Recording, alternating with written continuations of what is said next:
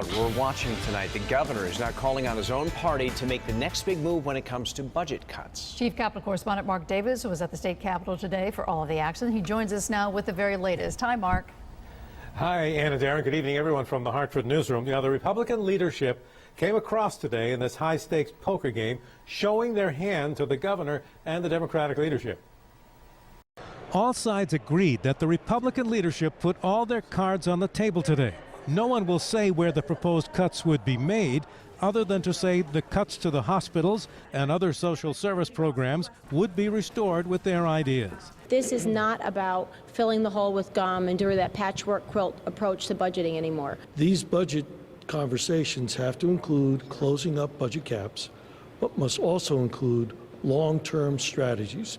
And that's got to be part of this deal, or we're not going to have a lot of conversations. I think they put out an effort that does reflect good faith and responsible thought in many ways, and I think there are some promising areas for discussion. There apparently is some agreement that the changes in the business taxes proposed by the governor is an idea worth pursuing, but there is some concern that his proposal to change the state pension system could run into legal problems with the state labor unions.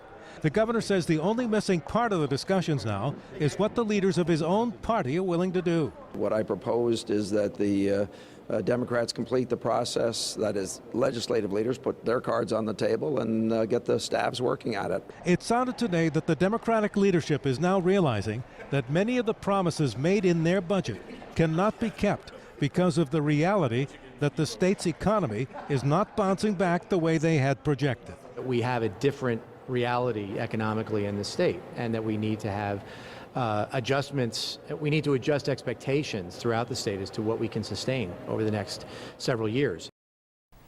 And that different reality that the Speaker of the House is talking about became even more clear this week with a new projection showing another $400 million in red ink next year, and even worse, the year after that.